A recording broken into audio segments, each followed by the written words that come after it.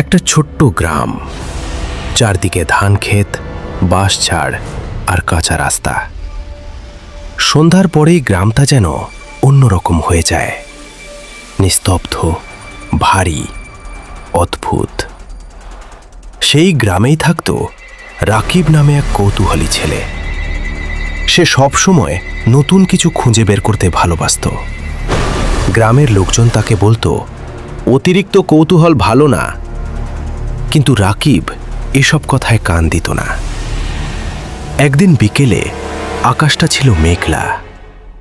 সূর্য ডোবার আগের লালচে আলো পুরো গ্রামটাকে অদ্ভুত রঙে রাঙিয়ে দিয়েছিল।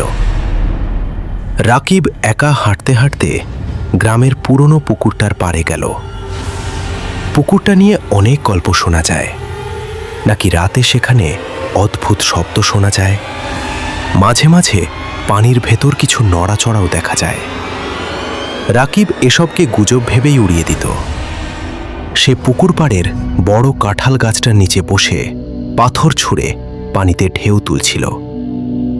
হঠাৎ তার চোখ পড়ল পানির মাঝখানে। পানির উপর যেন কিছু একটা ভাসছে। প্রথমে সে ভাবল হয়তো শুকনো গাছের ডাল, কিন্তু জিনিসটা ধীরে ধীরে নড়ছিল আর যেন তার দিকেই এগিয়ে আসছিল। রাকিবের বুকের ভেতর থক করে উঠল।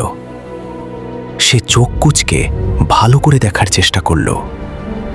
পানির উপর ভাসমান জিনিসটা হঠাৎ থেমে গেল, তারপর আস্তে আস্তে পানির নিচে ডুবে গেল। চারপাশে হঠাৎ অদ্ভুত নীরবতা নেমে এলো। ঝিঁঝি পোকার শব্দটাও যেন থেমে গেছে। বাতাস পর্যন্ত থেমে গেছে মনে হলো।